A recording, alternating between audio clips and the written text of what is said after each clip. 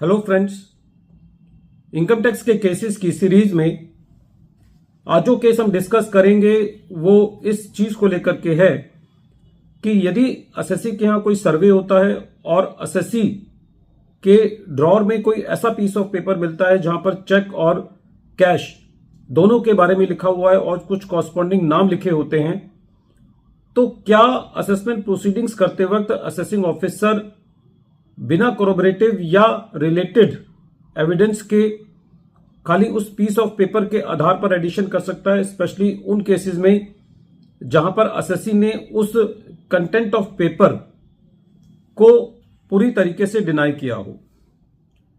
ऐसा ही एक केस मुंबई आईटीआईटी की बी बेंच के सामने एक case BKS Galaxy realtors LLP versus deputy commissioner of income tax के केस में सामने आया और यह case 116 ITR tribunal page number 175 पर रिपोर्ट हुआ। इस केस का जजमेंट 31 जुलाई 2024 को आया। प्रेजेंट केस के फैक्ट्स इस तरीके से हैं। एसएससी के यहां एक सर्वे हुआ। एसएससी एक कंस्ट्रक्शन के बिजनेस में है जहां पर वो कमर्शियल और रेजिडेंशियल बिल्डिंग बनाता है। एसएससी के यहां सर्वे हुआ और एसएससी के डायरेक्टर की ड्रॉर के अंदर एक पीस ऑफ पेपर मिला, एक कागज मिला जिस पर कुछ कैश की पेमेंट्स लिखी हुई थी और कुछ चेक्स की पेमेंट लिखी हुई थी और इस पीस ऑफ पेपर के आधार पर असेसिंग ऑफिसर ने जो कैश का अमाउंट लिखा हुआ था उसको एसएससी की इनकम में एड बैक कर दिया।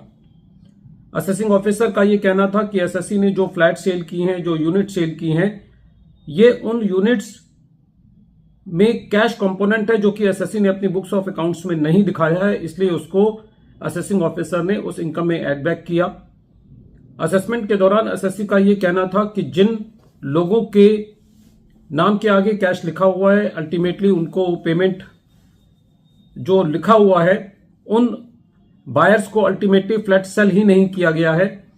तो ऐसी परिस्थिति के अंदर यह नहीं कहा जा सकता कि ये जो पेमेंट्स हैं वो एसएससी को रिसीव हुई हैं और एसएससी ने ये पेमेंट्स अल्टीमेटली रिसीव नहीं की हैं और एसएससी ने इस कंटेंट को भी डिनाई किया जो कि उस पेपर में था, लेकिन असेसिंग ऑफिसर ने सारी कैश पेमेंट्स को एसएससी की इनकम में एड बैक कर दिया।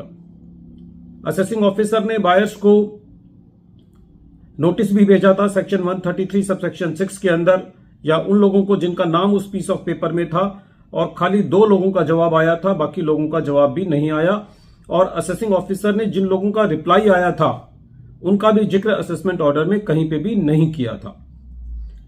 जब ये मैटर सीआईटी अपील के पास गया तो सीआईटी अपील का ये कहना था कि सारे अमाउंट को इनकम में एड बैक करना ठीक नहीं है और सीआईटी अपील ने जो एसएससी का जो प्रॉफिट एलिमेंट था 25.04% उसको एसएससी की इनकम में एड बैक किया, बाकी का डिलीट कर दिया। जब ये मैटर ट्रिब्यूनल के पास गया तो ट्रिब्यूनल का ये कहना था कि प्रेजेंट फैक्ट्स एंड सर्कमस्टांसेस में जो पीस ऑफ पेपर सर्वे के दौरान मिला है वो एक क्रेडिबल एविडेंस नहीं है, बहुत सारे कारणों की वजह से। पहला कारण ट्रिब्यूनल ने जो दिया वो ये दिया कि एसएससी ने उस पीस ऑफ पेपर के कंटेंट्स को एक्सेप्ट नहीं किया है।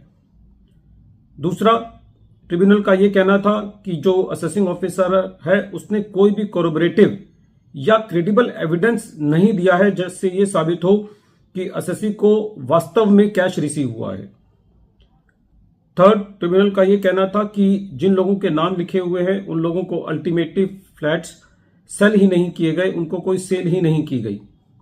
तो ऐसी परिस्थिति के अंदर यह एज्यूम करना कि हर केस में एसएससी को कैश रिसीव हुआ है वो ठीक नहीं है।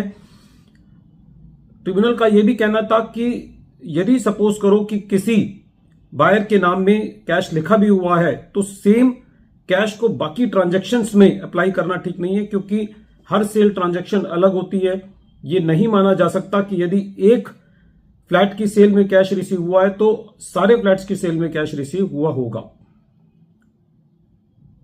फर्दर ट्रिब्यूनल ने यह कहा कि प्रेजेंट केस के अंदर जो बायर्स को नोटिस भेजे गए उसके अंदर कहीं पे भी बायर ने इस बात को एक्सेप्ट नहीं किया है कि बायर ने बिल्डर को कैश दिया है, और प्रेजेंट केस के अंदर जो जिन लोगों ने रिप्लाई दिया था बायर्स ने, उनका भी रिप्लाई असेसिंग ऑफिसर ने ऑर्डर के अंदर डिस्कस नहीं किया है।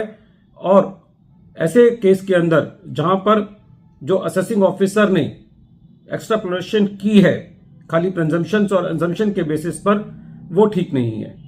इस तरीके से ट्रिब्यूनल ने इस एडिशन को डिलीट किया। प्रेजेंट केस के अंदर एसएससी ने पंजाब नेशनल बैंक से लोन लिया था, इसके लिए कंसल्टेंसी फीस दी गई थी प्रोफेशनल्स को।